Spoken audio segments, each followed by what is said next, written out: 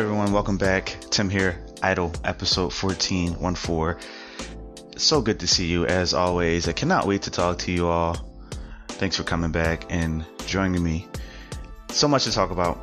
I'm going to be all over the place in this episode because there's so many different topics to cover, and or rather not many topics, but just a lot of different angles to attack these topics, and something that I'm really passionate about, something that you guys heard me talk about in the past on previous episodes. And it's so funny how things come full circle. You ever find yourself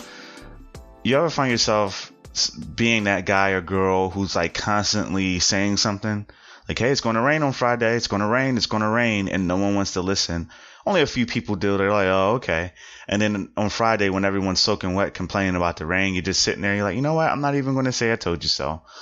That's kind of how I feel about this, the topics, some of the topics that we're going to cover later on in the episode. So a lot of big things to cover. We're going to talk about the whole Donald Glover, aka Childish Gambino, or even at this point, I should probably say Childish Gambino, aka Donald Glover. But he's released some new music this week, and along with a new video. Technically last week, because he did it on Saturday.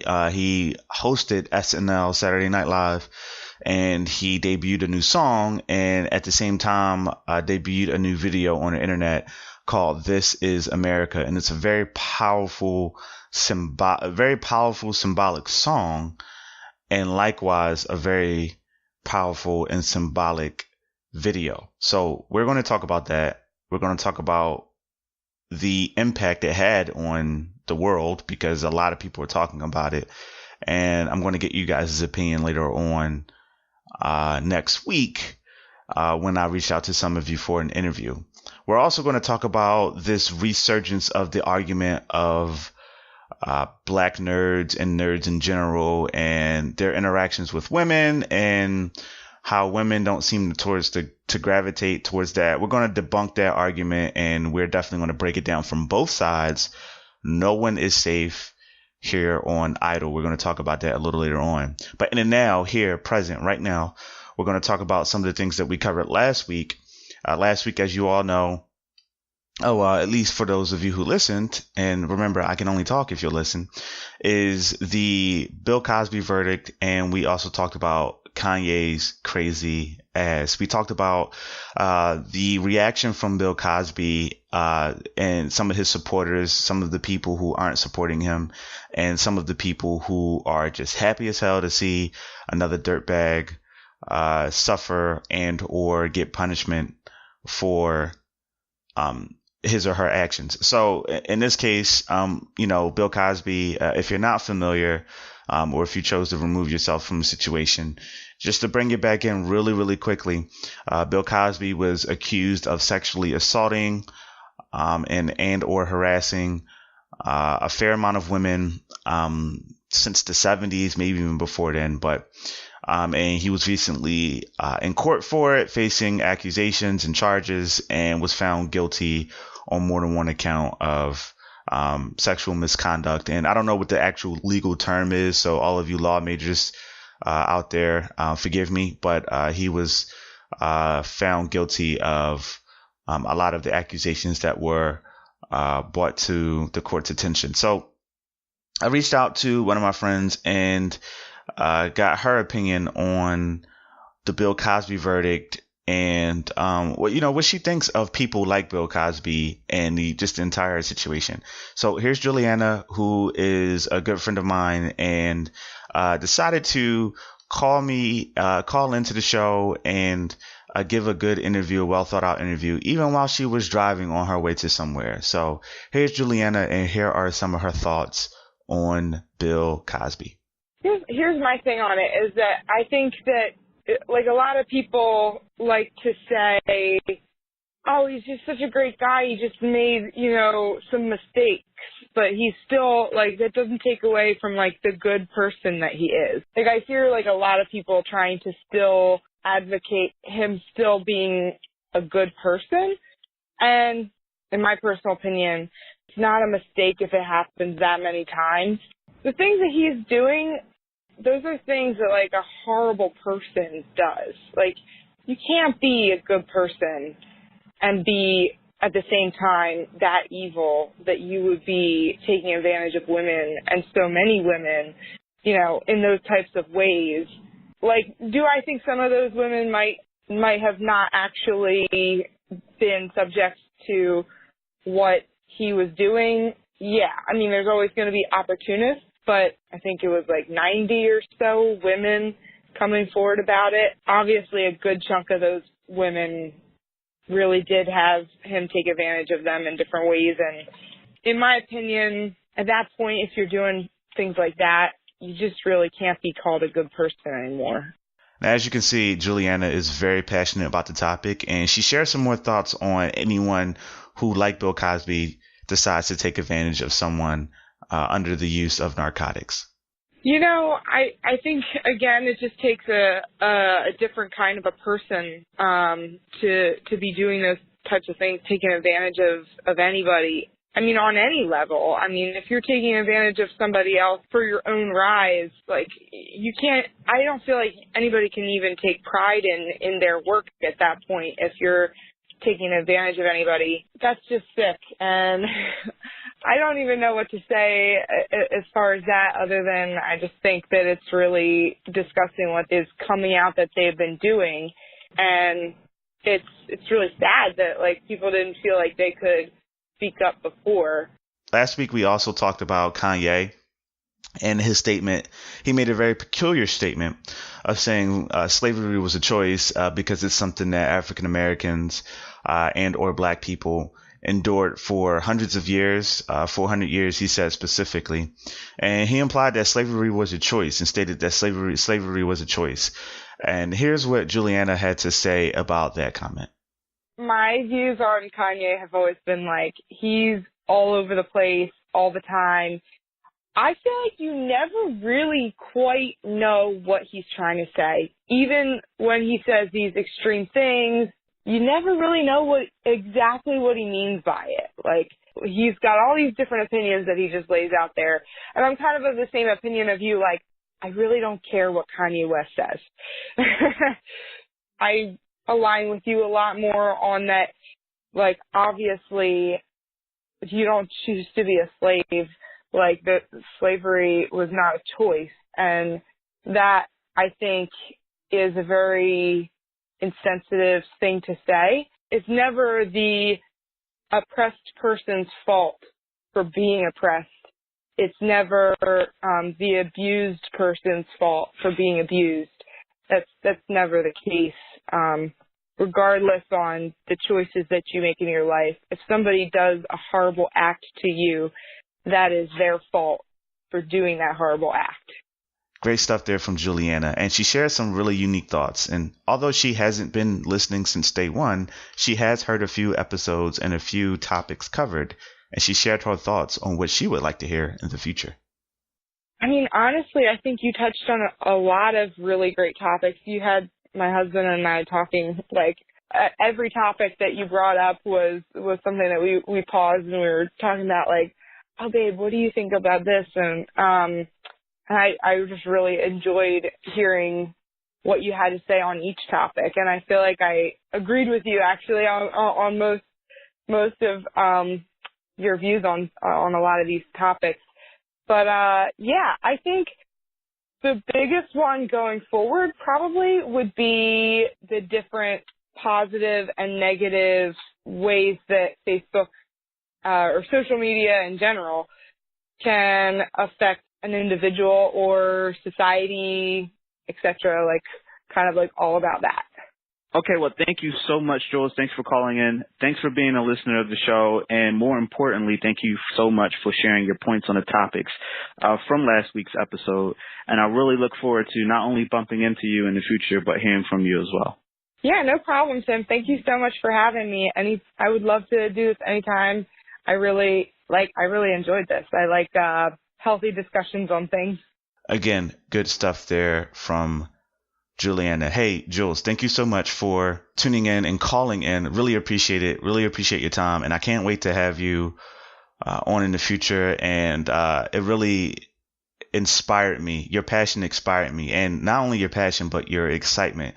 You were really excited for the interview, and it made me feel really, really awesome that I could help you share your thoughts and get them out in the world. So, hey guys, tell me what you think of some of Juliana's comments.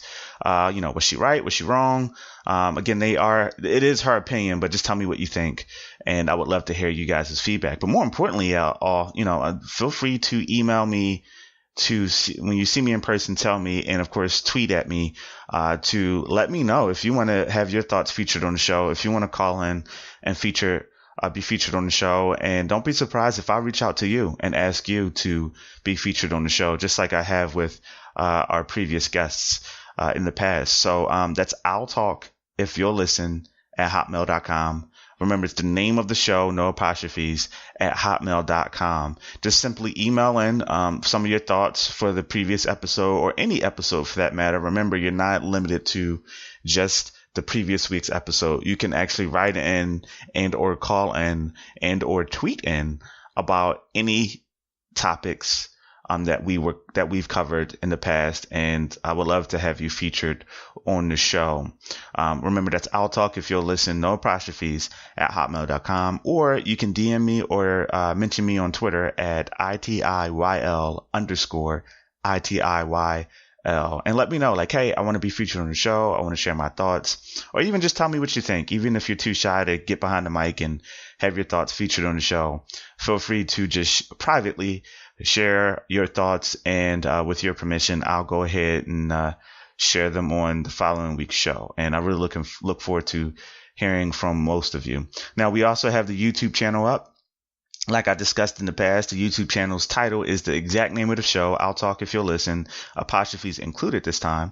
And we're slowly uploading previous shows. Like I discussed in the past, the web host that I use, Spreaker, they want $60 a year for the next subscription level up in order for me to have all of my shows on Spreaker. And I thought that the more resourceful and the more convenient option would just to upload the older shows on YouTube. Luckily, a lot of these shows this show is more like Seinfeld, where each episode is its own independent show in a sense. And I think we do a pretty good job of recapping the following week's episodes, especially now that we have the Idle Thoughts segment where we have listeners call in and share their thoughts. I think we do a pretty good job of letting you know what the previous episode was about. So you don't really have to go back and listen to the previous episode if you don't want to. But the latest 6 episodes will be up on Spreaker, Stitcher, Google Play, iTunes, for your listening enjoyment. And of course, if you want to listen to the older episodes, I am slowly uploading the older episodes on YouTube to check that out. We're up to episode 4 on YouTube. You can head on over to YouTube and drop a thought or a comment on the show's comment section, and I'll go ahead and read those comments and or respond to those comments right away. And I'll go ahead and shout those comments out on the following week's show. Thank you so much for the people who've shared their thoughts so far. Ryan, Charles, Jules, and of course everyone who's emailed in, Bree, Anthony, Amanda, the people who've shared their thoughts on Twitter and or via email. I really appreciate it so far. And it's people like you who keep me going, who keep the juices flowing. And just to change gears really quickly and talk about Donald Glover, aka Childish Gambino. He dropped some new music, as previously mentioned, debuted on SNL, and his skits on SNL were pretty hilarious, by the way. You should go check those out. The courtroom scene, the lawyer scene was pretty funny. I really liked that one. And the dirty talk scene, the sex talk, dirty talk skit was pretty funny too. So go check that stuff out if you haven't seen it yet. But he also debuted some new music called This Is America. And at the same time he debuted it on SNL, he also had a video released online. And it's a very graphic, very symbolic, very metaphoric, jam-packed video. It has a ton of symbolism in there. And if you go to Twitter, if you go to YouTube, and you just type in Childish Gambino, you don't even have to add context. You can just type in Childish Gambino. A ton of different videos and articles will pop up on attempting to breaking down his video and breaking down what he thinks the what he or she, the author, thinks the symbolism and each part of the video means, and they're breaking it down. It's a lot of cool theories. Some stuff you just kind of like roll your eyes and you're like, oh man, some millennial wrote this. Some super intern, like wet behind the ears, just started at like BuzzFeed or whatever. They wrote this thing, and it's like, come on, really? You know, the shoes that he's wearing, they're white with black stripes, and it symbolizes how that. And it's like, come on, man, what are you talking about? But there are a lot of good points in this video that a lot of mature authors do bring to the forefront, and really grab your attention. They talk about like on the opening scene, you know, you see him murdering a black man with a gun.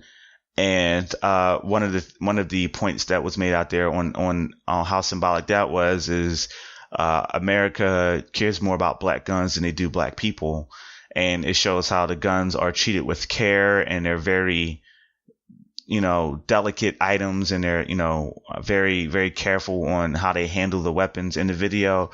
But the victims who were murdered and who were victims of gun violence are treated with no respect and just dragged away and just treated like another item, another thing, or if you're from Philly, another joint, if you will. So a lot of symbolism there, very symbolic. And I really implore you all to go and check out that video, because it will touch your heart. Whether you agree or disagree with a lot of the points made in the video, you can agree that it is a great work of art. There is another, I think the most powerful point, the most significant part about the video so far that stands out to me is the chaos going on in the background. So there's several parts in the video where Gambino, along with some people representing school kids, are just dancing. Like, they're just dancing, they're being entertaining, they're doing all these popular dances that were out, the nays and the whips and the whole nine, while there's chaos going on in the background. There's symbolism representing the angel of death. There's chaos, there's fire, there's murder, there's violence. All of that's going on in the background, but you see it's behind Gambino and the kids while they're looking at you, the audience, dancing. And it's like, the coolest part about that part is if you're watching it for the first time, you don't even really, like, you see stuff going on in the background, but you're not really paying attention to it much because Gambino is dancing. You're looking at Gambino, you're looking at him dancing, and then it's not until you watch the breakdown videos or you watch the video for a second, the third time, you see the stuff going on in the background. You're like, oh wow, I didn't even notice that the first time. And then you're like, Gambino's dancing and juking and grooving is just on the back burner now. You're paying attention to the stuff going on in the background. So very powerful stuff. I encourage you all to listen to the video. And hey, guys, tell me what your thoughts are. And I would love to reach out to some of you. Maybe I can have some of your thoughts featured on the show on what does the video mean to you? What do you think it represents? And do you think it's an accurate representation? Do you think Gambino hit the nail on the head along with the director? And I do apologize. The director should definitely get credit here. And I feel really, really sucky for not knowing the director's name. I should look it up right now, actually. Yeah, you know what? I'm going to do that. Let's look up. See who directed. Look, I didn't even have to type the whole thing out. It's the second choice. Who directed This Is America? Looks like a Japanese name, a guy by the name of Hiro Murai. So that's Hiromuri. Apparently he also worked on FX's Legion. So really good stuff there from Hiro. Really good stuff there. Very, very symbolic. Definitely get some credit. And let me know, did Gambino, did they hit the nail on the head? Is this an accurate representation? Is this an exaggeration? And tell me what it means to you. Tell me what emotions it evokes in you. And how long did you spend watching the video over and over? Or how long did you spend talking to someone about it when you saw it? Or do you just not care? Do you not even care and just say, hey, another video, and kind of left it at that? Another topic of conversation that Gambino indirectly sparked was this, and you'll see this topic happen. It reoccurs whenever you see people like a Chadwick Boseman, or is it Bosman?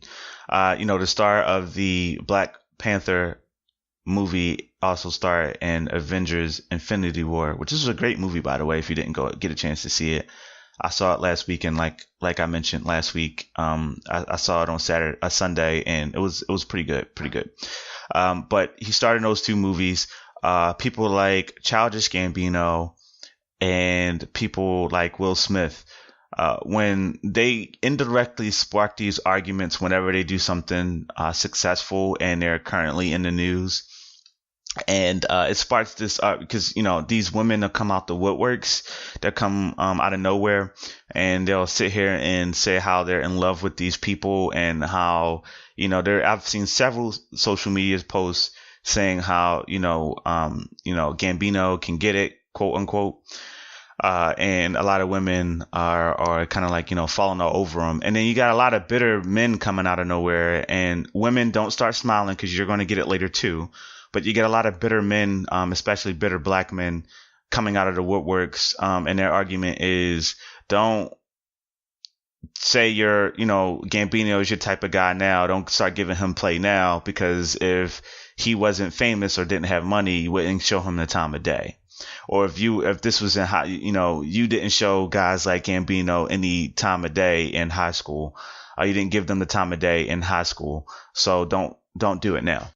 So I'm going to attack this argument from both angles, and I'm going to tell you why both men and women should shut up. And specifically the black men and black women should shut up. So I covered this before in a previous episode, and I want to say it was like episode 7 or 8.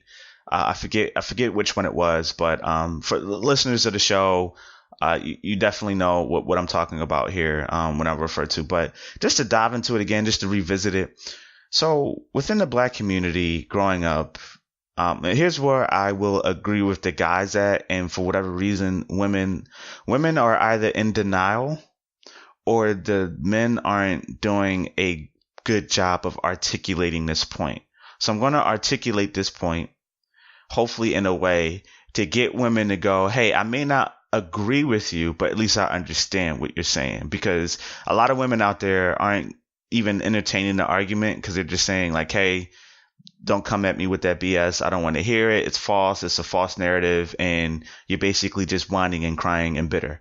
I agree about them whining and crying and being bitter to a degree, but there is some truth in the argument. I just think most men out there haven't done a good job of explaining it. So I'm going to explain it, and then I'm going to get on you ladies out there, because this is definitely a revolving door of negativity that both men and women have contributed to. And as someone who is still currently a nerd and who grew up a nerd, I can definitely speak from experience, and I can go ahead and shed some light on this argument in hopefully a way that hasn't been shown before. So growing up in any community, and then I'll speak specifically to the black community in a bit, but growing up in any community, nerds are very socially awkward. There are certain things that we don't feel comfortable doing, and there are certain things that we don't expose ourselves to. So we grow up when we wanted to play, and I'll use my era as an example. If you're younger than me, if you're the Generation Z, or if you're older than me, whether you're a baby boomer, Generation X, whatever have you, I'm sure you can find whatever your nerd or geek equivalent was. But for us growing up, it was games, specifically handheld games like the Game Boy, Game Boy Color, Game Boy Pocket, and then eventually the Nintendo DS. If you were really cool like I was, you had a Game Gear because you were balling and your parents loved you and they care about you. So they gave you a Game Gear and you played Sonic 2 on your Game Gear, as well as Sonic Spinball. But anyway, I won't go into that. I'll be talking about that all day. But anyway, and if you were really, really weird, you had a Neo Geo Pocket. And if you had that, then your parents are probably in like the Fortune 500, because that crap was expensive. But anyway, and the other thing was like sometimes comic books here and there, but not so much. We were kind of like on a cusp of that, like where comic books kind of like stayed at home. We didn't really bring those to school. But the biggest thing was trading card games. If we were really mature for your age, you played Magic the Gathering.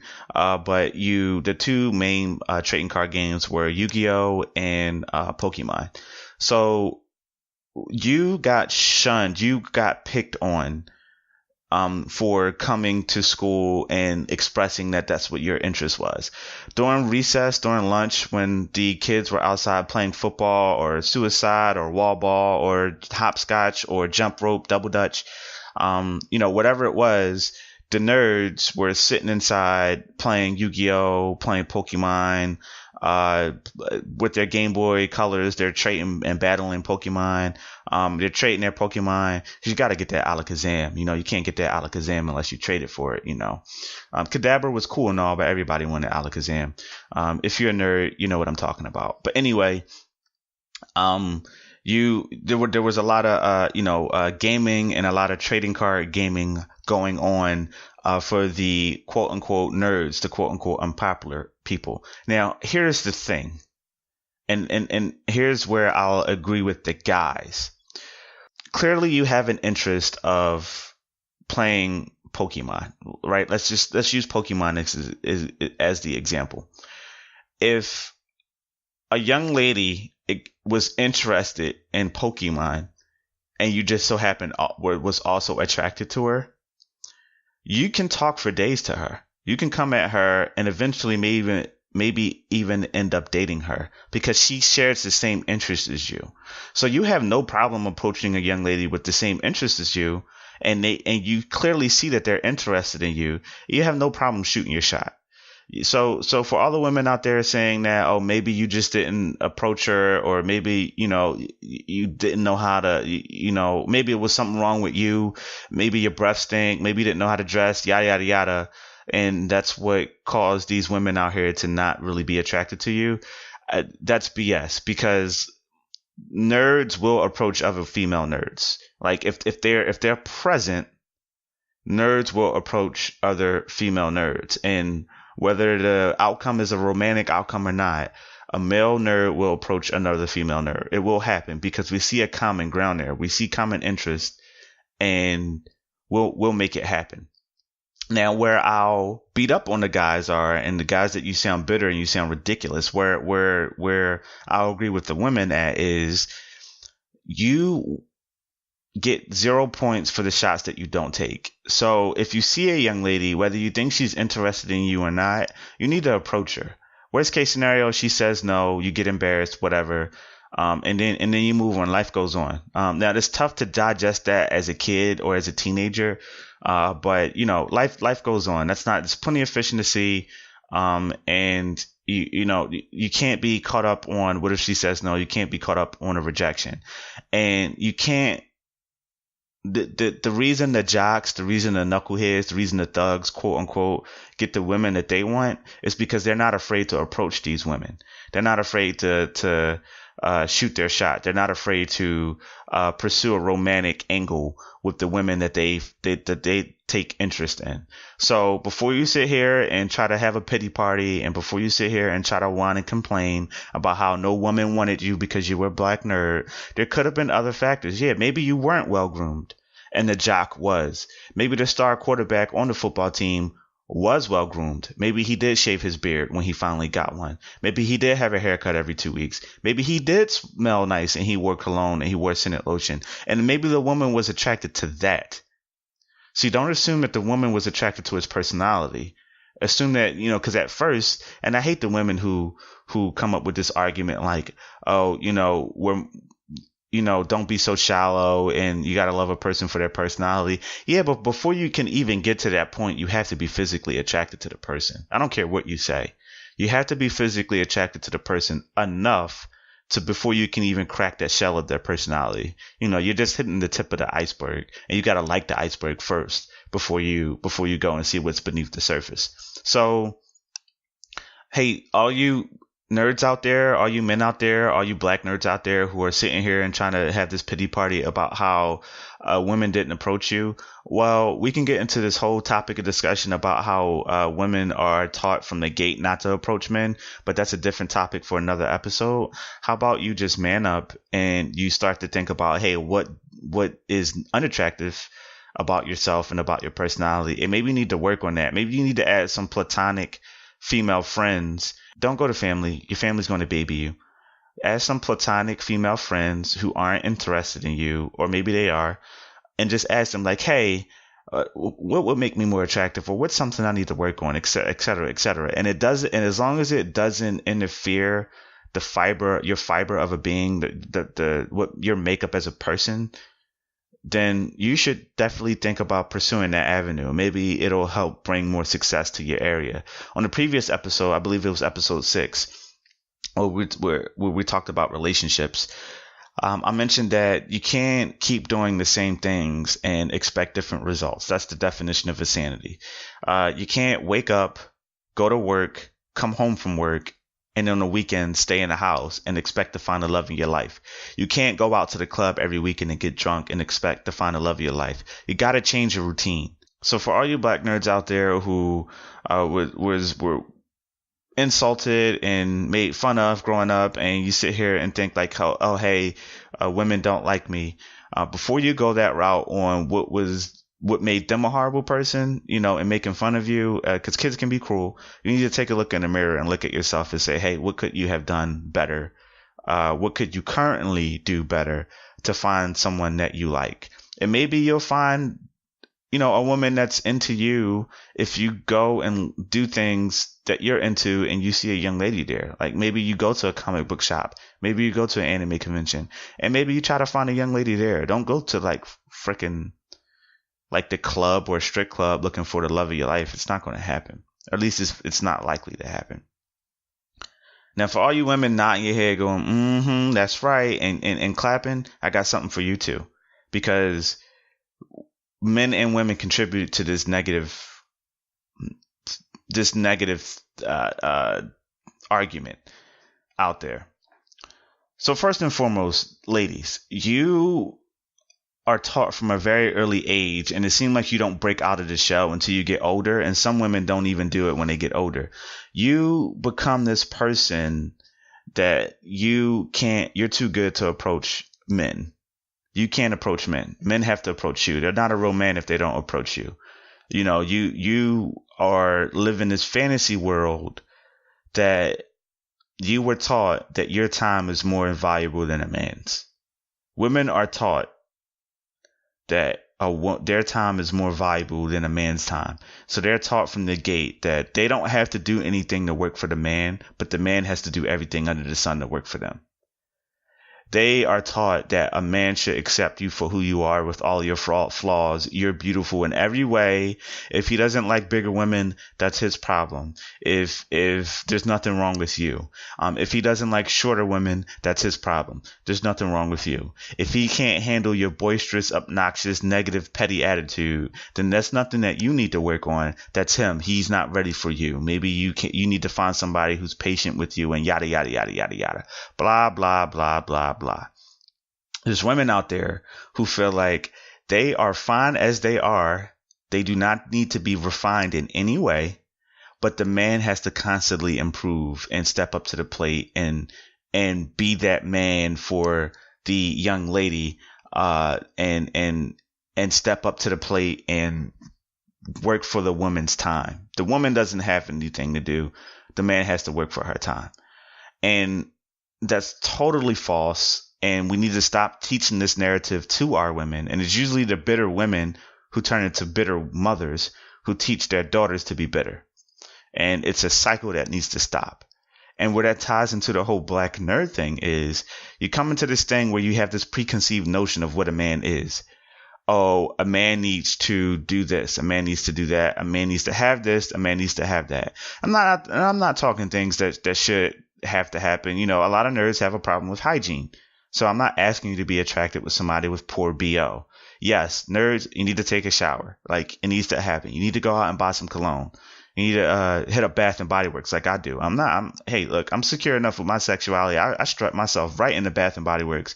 Get me some warm vanilla sugar or something that smells good on me. And I wear scented lotion. I'm not really the cologne type. I feel like I got to be at least 62 years old to wear cologne. That's definitely for old heads, in my opinion. But anyway, I like to smell nice.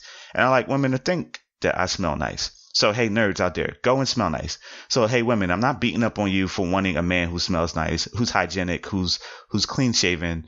I agree. But especially in high school, especially in college, there are a lot of women who have this preconceived notion of what a man is and what a man should be.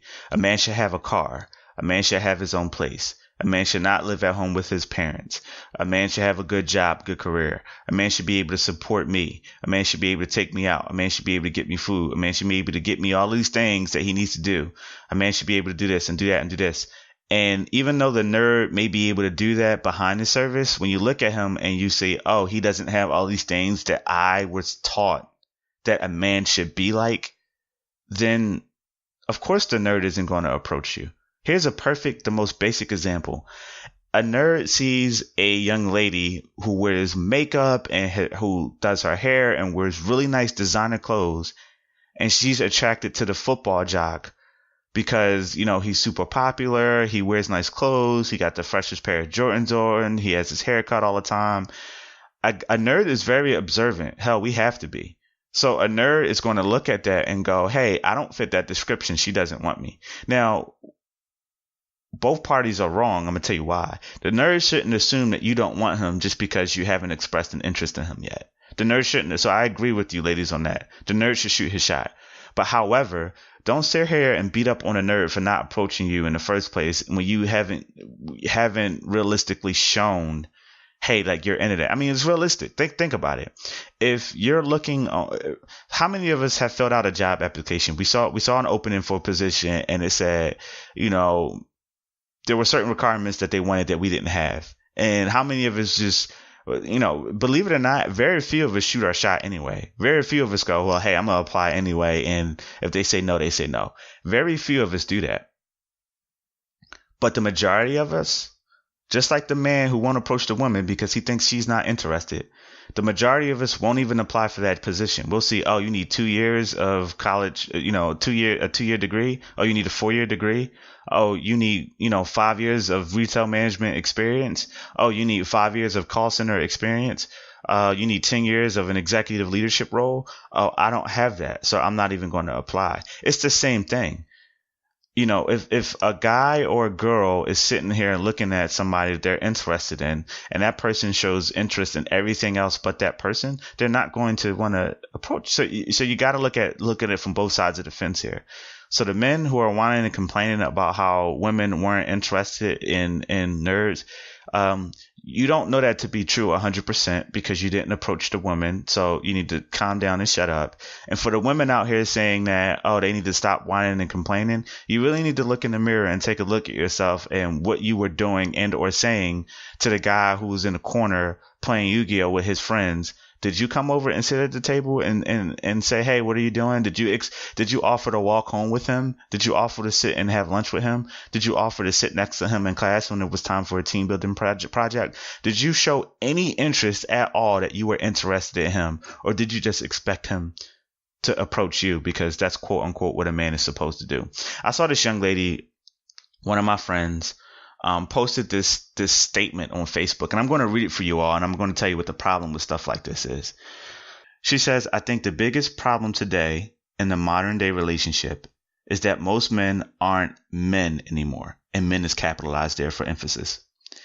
There was a time when being with a man meant being with a protector, a lover, a supporter, a friend. A lot of men aren't men in the same sense that they're not taking care of their women. There is no sense in being in a relationship and yet feeling alone. It literally makes no effing sense to be in a relationship and yet find yourself competing for position in that person's life. I just wish more men would man up and take care of the soul of the woman who cares for them. I wish they'd be more honest with the woman who always gives them their truth. I wish more men would be more protective of not only the heart of their partner, but the relationship as a whole. Men are no longer men in the sense that a lot of them are incapable of making their women feel secure and safe within their relationship. And that's a real problem in this day and age. And of course, you have a ton of bitter women who will like that and agree with it and see nothing wrong with that. And I'm going to tell you the biggest problem with that statement. You tell me at any point in that statement, does it say how to do that? I'll wait. No, it doesn't. It just has these as something like, hey, men, you should just do this. You need to do a better job. That's just like I mentioned last week with the vague, generic statement of, hey, men, you need to do better. What can you tell me what that is? Don't assume that I know what that is, because I can tell you it's a perpetual cycle. It's a man who doesn't know any better, whether it be willingly or unwillingly. They're just a crappy man. They get with a young lady. The young lady is hurt and turns bitter. And that young lady has a son. And that young lady tells the son that he needs to do better, but doesn't explain what that is. So now that son grows into a man and gets with a young lady, and the cycle continues. There are a lot of bitter women out there who raise the men that they hate in the first place. And the problem with that is there are fathers out here who don't explain to a woman how to compensate in certain areas that their partner is lacking in. So a relationship is a partnership. Okay. So the best question that you can ask in almost any relationship, whether it be a friendship, whether it be a professional relationship, or whether it be a romantic relationship, is what do you mean? Or asking them why. I can't tell you how I once had a conversation with a young lady who she said it was disrespectful to her if her man or husband, whatever her, the person she was in a relationship with comes in at at a late hour. Like if he comes in at 12, 1 o'clock in the morning. When I asked, how is that disrespectful? Why? You know what her answer was? She said, it just is. She couldn't tell me why. She just stated over and over that it's disrespectful and that he shouldn't do that. But she couldn't articulate as to why that was. So think about this. Let me paint this scenario for you. You have a young lady who tells the man that she's in a relationship with that coming in late is disrespectful. But she doesn't say why. She says coming in late is disrespectful. Now you had this man who doesn't know why coming in late is disrespectful. He's just been told, hey, coming in late is disrespectful. So now they have a daughter. That man tells his daughter, that woman tells her daughter, hey, if a man comes in at this late in an hour, it's disrespectful. No explanation. Now that girl turns into a woman and the cycle continues. Do you see the problem here? At some point, we have to do a better job. And it has to start with us because, we're already grown. Some of us already have kids. We're already adults. And if you're younger listening to this, then hopefully this plants a seed in you that when you get older, you won't make the same mistake. We have to stop this cycle of perpetually blaming everyone else but us. And we need to start looking in the mirror instead of looking out the window.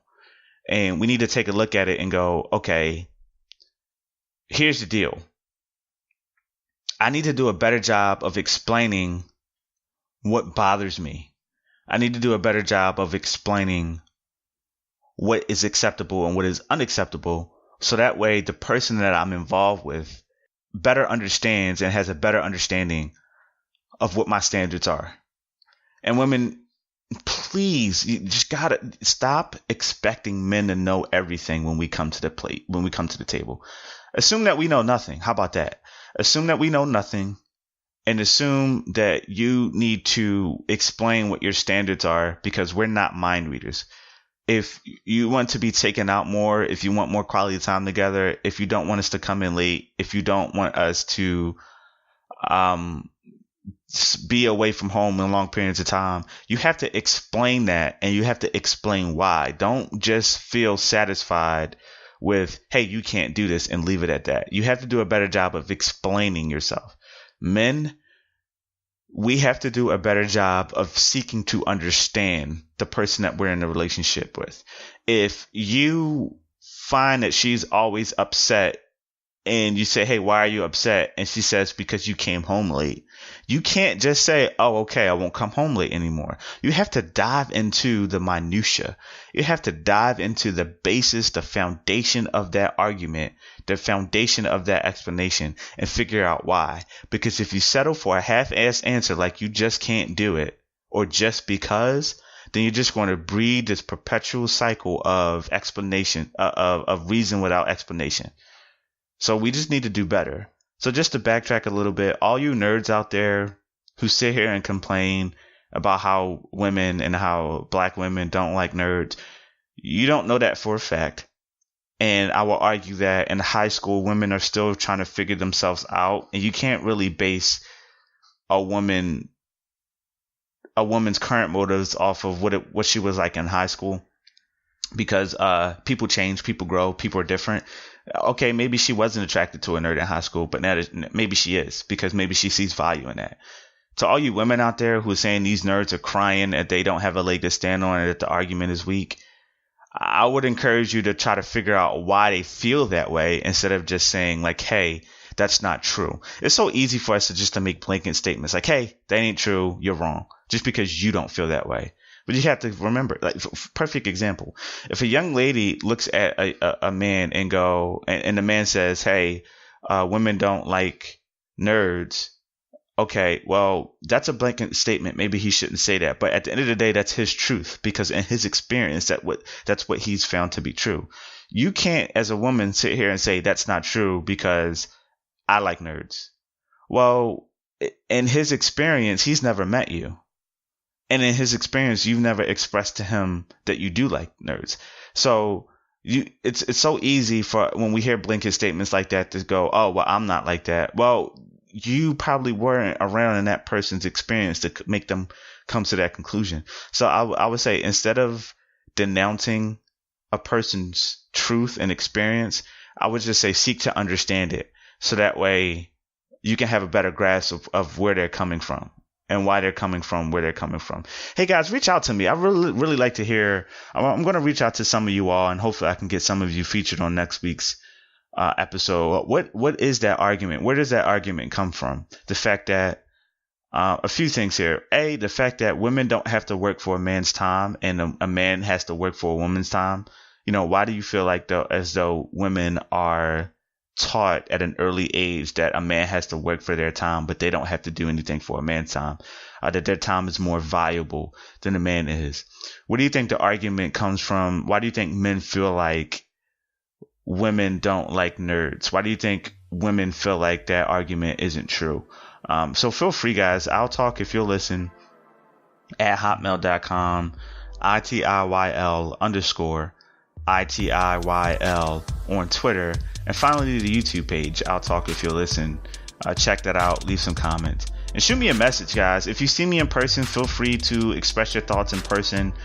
Feel free to shoot me a text, let me know what you're thinking. And I can't wait to dive into some of you guys' thoughts in the future. In the meantime, everyone, thanks for listening. I always appreciate you guys' feedback.